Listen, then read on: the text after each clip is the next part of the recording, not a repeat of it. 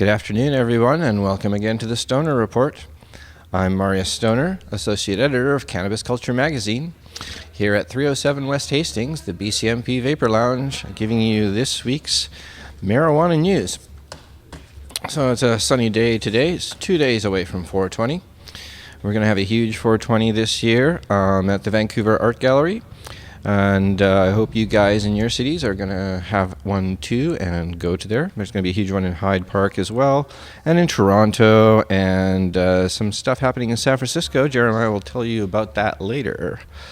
But for now, I'm just going to give you the week's headlines. So let's get started. Colorado presents a marijuana vending machine. Marijuana legalization in Colorado has already sparked innovation in the state. Pot tours, anyone? And now one company has even created a vending machine capable of dispensing the drug to legally verified users. Designed and developed by American Green, the new Zaz vending machine made its debut in Colorado over the weekend, and it's expected to start dispensing snacks such as pot brownies in addition to marijuana in its original form.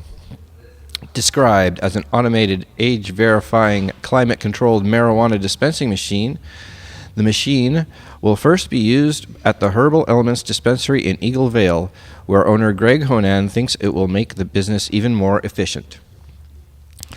We're looking forward to using the Zaz machine to easily track all this inventory. We're going to eliminate the middleman, he said to the local news outlet KDVR. It'll go straight from bud tender right to our machine. There's no room for theft by patients' employees. There's no way to lose track of the inventory. While such vending machines are technically used at medical marijuana dispensaries in California, their introduction in Colorado will mark the first time that customers will have direct access to a vending machine. Usually, they are located behind the counter, away from customers. Those worried about underage teenagers taking advantage of the machines, however, don't have anything to fear.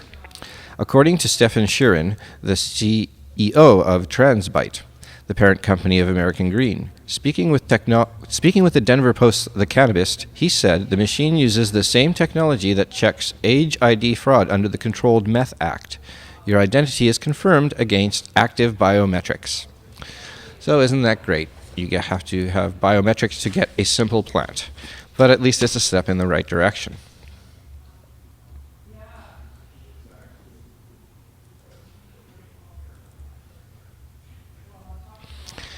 A big Colorado marijuana business bans drug use at work. Workers for one of Colorado's biggest marijuana businesses learned Wednesday they can be fired for smoking pot on the job or using cocaine at any time. The policy, the first of its kind for open vape, includes random drug testing for drugs like cocaine and methamphetamines, but not marijuana, company spokesman Todd Mitchum said. The 2-year-old company employs more than 125 people in Colorado and sells its products in Colorado, California, and Washington. Products include cartridges filled with cannabis oil and a battery-powered vaporizer that resembles a pen designed for cannabis oil use. Colorado has legalized the sale and use of marijuana, but under federal law it is illegal and deemed dangerous, like cocaine. Mitchum said Open Vape sees a distinction between cannabis and other drugs, and enacted its policy after hearing what it believes are indications of the federal government is open to changing rules that lump marijuana with LSD and heroin in terms of seriousness of offenses associated with its use. Kelly Brow, president and CEO of the Denver Metro Chamber of Congress, noted in an interview Wednesday that lower courts have upheld zero-tolerance drug workplace policies.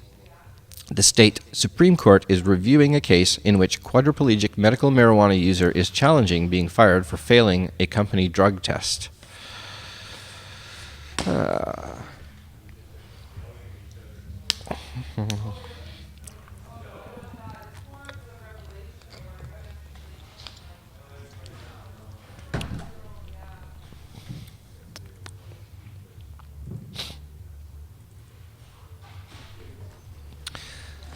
Maryland becomes the 18th decrim state, the 21st medical marijuana state. With Governor Martin O'Malley's signature today on two bills passed by the legislature, Maryland decriminalized marijuana possession and becomes a full-fledged medical marijuana state. House Bill 881 is the medical marijuana bill. It allows Maryland residents suffering from qualifying conditions to use medical marijuana upon a doctor's recommendation. Possession limits and regulations governing cultivation and dispensary facilities will be determined by a state-sanctioned commission prior to implementation. The measure will officially go into effect on June 1st. Senate Bill 364 makes possession of less than 10 grams of marijuana a civil offense punishable by a fine of up to $100 for a first offense, up to $250 for a second offense, and up to $500 for subsequent offenses. Third-time offenders and individuals under 21 years of age will be required to undergo clinical assessment for substance abuse disorder and a drug education program. The measure will officially go into effect on October 1st. The Marijuana Policy Project was among groups pushing for both bills, but it isn't resting on its laurels. It's time for legislators to take a long, hard look at replacing marijuana prohibition with a system in which marijuana is regulated and taxed, said MPP legislative analyst Rachel Ewing. Marijuana should be sold by licensed businesses, not criminals in the underground market. I predict that will happen in 2017 after the next two rounds of legalization initiatives start to convince legislatures that they need to hop on the bandwagon.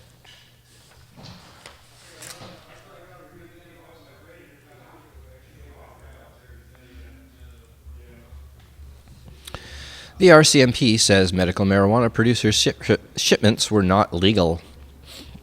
The Mounties say they confiscated 2 shipments of medical marijuana bound for licensed producers in Ontario at a British Columbia airport because they contained prohibited items.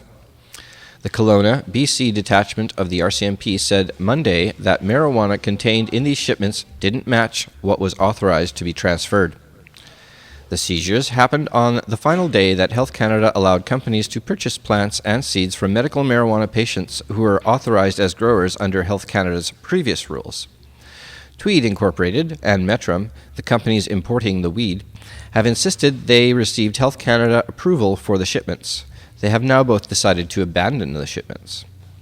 The fledgling government-approved medical marijuana producers had until March 31st to buy starting materials from small-time growers authorized under Health Canada's medical marijuana access regulations, which ended as of April 1st.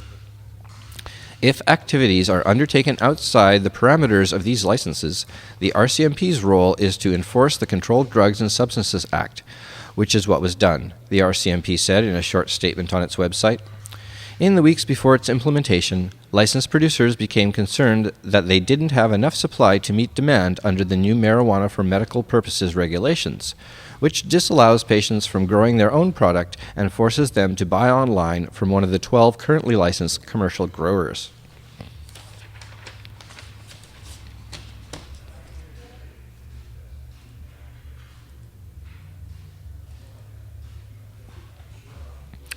Why thousands of people are going to get high in Hyde Park in London. This Sunday is 420 Day, an organized protest in favor of cannabis legalization, when users and campaigners are expected to turn up at the London Park in huge numbers. On Easter Sunday, thousands of cannabis smokers will descend on Hyde Park in London for a smoke-in celebration of 420 Day. Now held annually on the 20th of April, 420 Day began life as an American pro-cannabis movement, but in recent years became a de facto World Pot Smoking Day. Well, I have to say that it was probably a Canadian one that started it here in Vancouver, but these people haven't done their homework, I guess.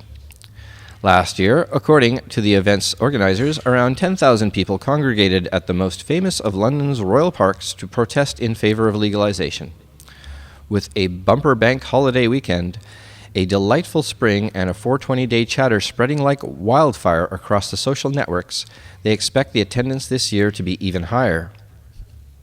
For cannabis community, it is the highlight of the year, a day when Britain's 60-plus cannabis social clubs encourage members, friends, and the curious to stand up and be counted, or at least to sit around, have a few joints, a picnic, and a discussion, as Greg DeHoyt, president of the UK Cannabis Social Clubs, describes in his plan.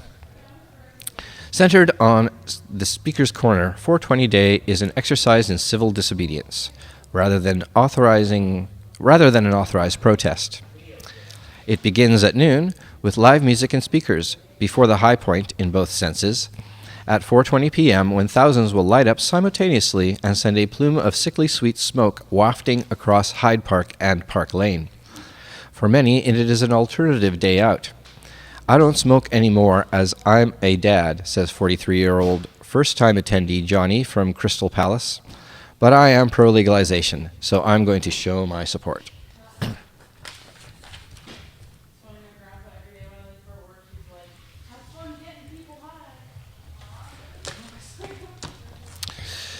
The U.S. Sentencing Commission votes to cut drug sentences.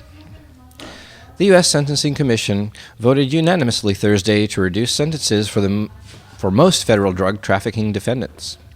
The move comes as the federal prison population continues to increase, driven in large part by drug offenders, even as prison populations in the states are on the decline. In the past decade, in many states, the harsh Reagan-era war on drugs approach to drug use and trafficking has given way to smarter approaches geared towards diversion and treatment of drug offenders. But when it comes to reforms, the federal system has lagged behind.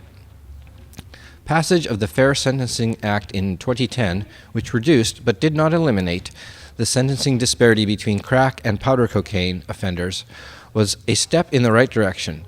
And passage of the Smarter Sentencing Act, House Resolution 3382 and Senate Bill 1410, which has already been approved by the Senate Judiciary Committee, is pending in the House, would be another. That bill, which is supported by the administration, would direct federal judges to not sentence some drug offenders to mandatory minimum sentences, reduce mandatory minimum sentences to other drug offenders, and apply the more lenient crack cocaine sentencing scheme under the Fair Sentencing Act to crack offenders sentenced before it was passed.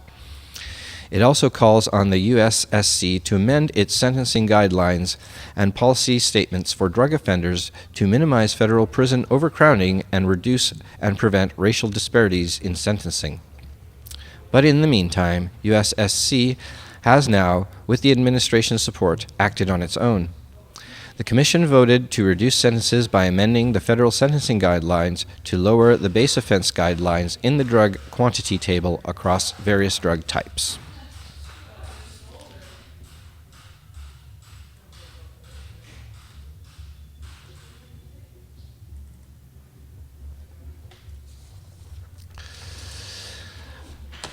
Pot-related speech still being muzzled. CBS yanked weedmaps, Times Square billboard, and Google, Facebook, Yahoo are still banning dispensary listings because free speech still doesn't apply to legal weed. Even though polls show that most Americans support the legalization of marijuana, corporate America continues to censor pot-related speech. Legal reformers are banned from issue advocacy advertising.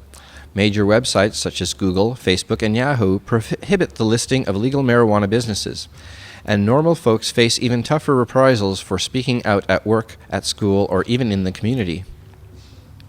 Justin Hartfield, founder of the nation's leading marijuana locator site weedmaps.com, is doing interviews this week telling people how lawyers for CBS Outdoor pulled his Times Square ad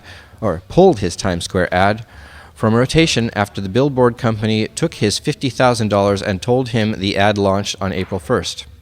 It was surprising but not shocking, just because this has totally happened to us in the past, Hartfield told me. Weedmaps' 26 by 20 foot electronic billboard would have been the Big Apple's first mainstream weed ad, designed to increase awareness of reform and mobilize the community. The 10-second spot was approved to run on the CBS Superscreen on the 42nd Street between 7th and 8th Avenues, 18 hours a day for 61 days. It was to read, "Hi, New York City," and was to feature a link to Weedmaps' New York City marijuana resource site, weedmaps.com/NYC. The website itself details the obvious: New York City's illegal but highly evolved weed scene, the state of the failed law, ways to contact politicians, plus a stoner's guide to the Big Apple. Because CBS is a private business, it can reject ads from whomever it wants. But the fact that weedmaps cannot state the obvious to New Yorkers speaks volumes about the state of denial in this country. More people get high in New York City than any other city, weedmaps.com NYC states. It's just more difficult for New Yorkers to be open about it. Weedmaps submitted its ad in late January and received multiple levels of approval by Toronto-based Neutron Media, which sells CBS Outdoors billboard spaces, Hartfield said.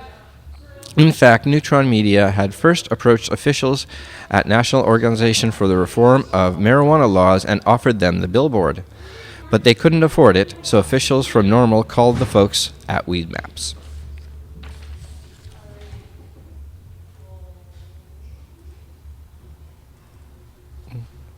The top 6 ways Health Canada is screwing up medical marijuana.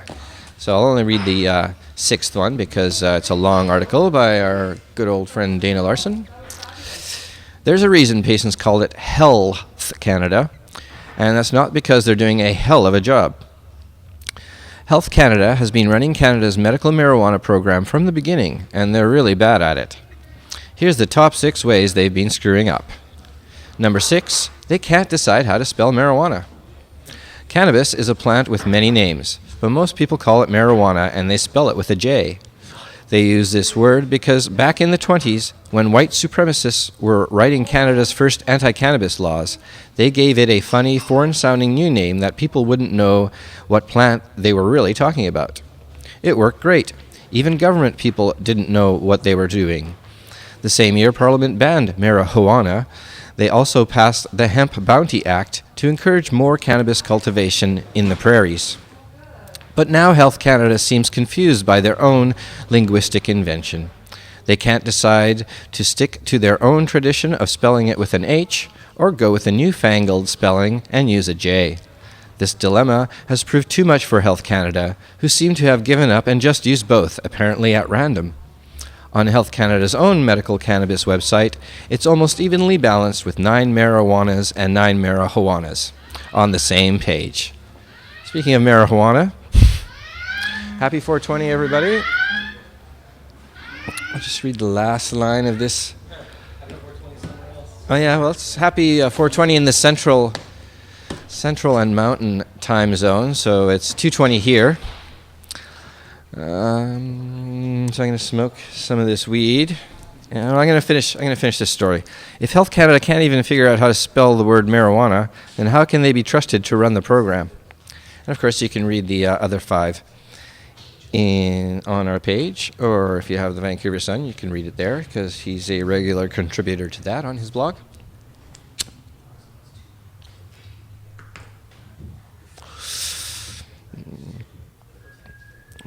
So I'm smoking some, I can't remember, I think this is Rainbow Kush.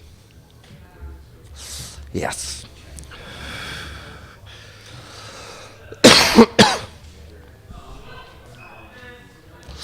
How's everybody doing in the chat? Looks like there's a lot of people out there. Nice to see you.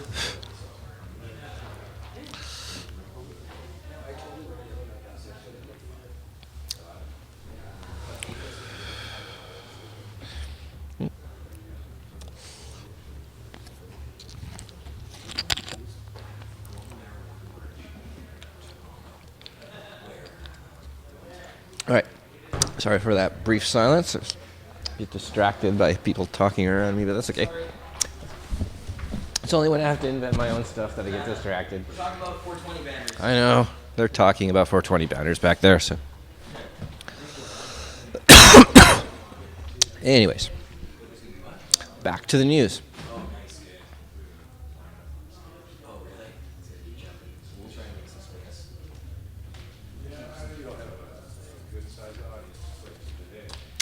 Inside the private prison industry's alarming spread across America. For-profit companies like Geo Group are buying up politicians they can find to expand their share of the market. In a recent Friday afternoon with budget negotiations winding down, Arizona State Representative John Cavanagh was racing against the clock. His position as House Appropriations Chairman afforded him the opportunity to stuff whatever minor extra provisions he wanted into the budget before it went to a vote the following Monday, and he only had a few hours left to do it. What was Kavanagh frantically trying to accomplish for his constituents in the last minute? Extra funding for education, since Arizona spends less on educating its children than all but 3 states. No, Representative John Kavanagh was trying to secure an extra $90,000 gift for the GEO Group, the billion-dollar private person corporation whose state lobbyists came to him at the last second begging with upturned hats. The $45 million already embarked for maintenance and low and medium security facilities wasn't enough, they said. The Arizona Department of Corrections didn't ask for the extra money, nor did anyone push for the prison funds to be included in the Senate budget. This came out of nowhere. I mean that, Arizona House Minority Leader Chad Campbell told the Arizona Republic. No one said a word about it. It wasn't in the Senate budget. It didn't come up as a request from the DOC. There's something really shady here. For Kavanagh, there was nothing shady about the sweetening of the deal with the nearly $1 million extra dollars. On the contrary, he says, it was a moral imperative. If somebody cuts you a smoking deal and helps you when you're down and you get more money back, I think you morally have a responsibility to increase the payments, Kavanagh told the Arizona Republic in a taped interview the following Monday.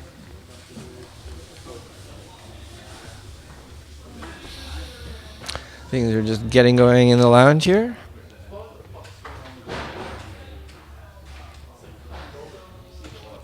Hundreds of thousands deported for drug offenses in the last 6 years. On average, more than 6,600 people were deported in each of the last 2 years just for personal marijuana possession. Media and politicians have tried to convince us that everyone who gets deported is a violent criminal, a terrorist, or a drug kingpin.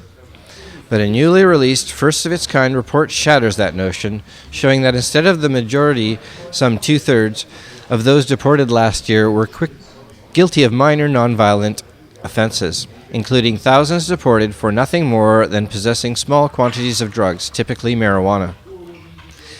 The report, an analysis of federal immigration data conducted by the Transactional Records Access Clearinghouse at Syracuse University, details how roughly 40,000 people have been deported for drug law violations every year since 2008. That means nearly 250,000, 250,000 people were deported for nonviolent drug offenses in just the past 6 years. A nonviolent drug offense was the cause of deportation for more than 1 in 10, 11% of people deported in 2013 for any reason, and nearly 1 in 5, 90% for those who were deported because of a criminal conviction. Much as the drug war drives mass incarceration, it also appears to be a major driver of mass deportation. Indeed, the report reveals that simple marijuana possession was a 4th most common cause of deportation for any crime, and the most common cause of deportation for crimes involving drugs.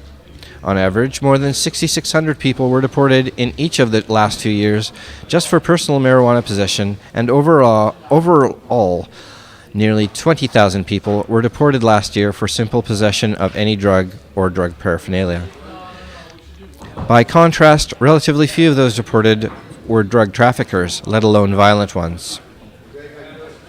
Convictions for drug trafficking accounted for only 1% of deportees recorded as convicted of a crime, the report's authors note, while marijuana possession was more than 3 times of that level.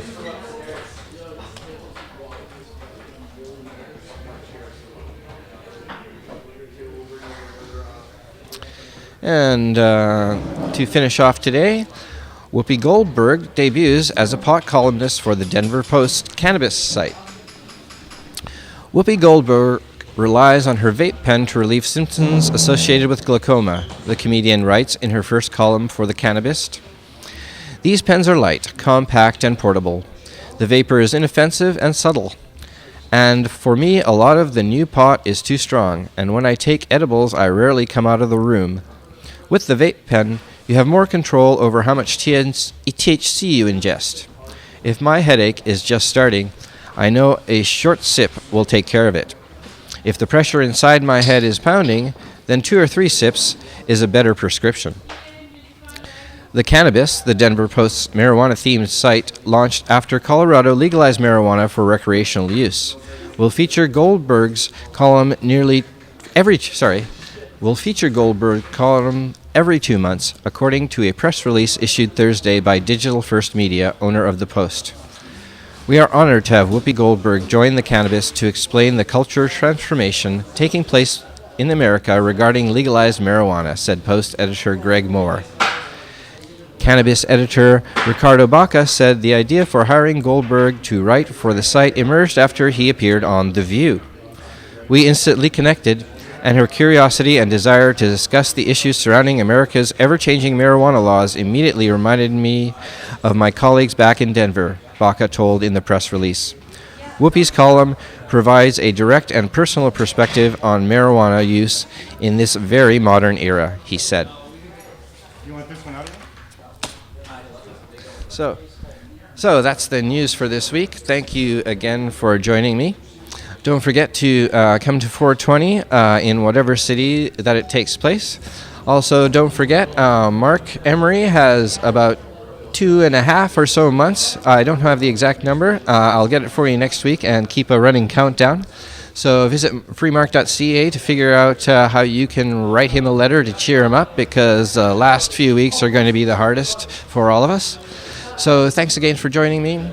Remember that cannabis is the most advanced plant on the planet, and it's going to help save us and save the world. So until next week, I'm Marius Stoner for Cannabis Culture Magazine. Take care.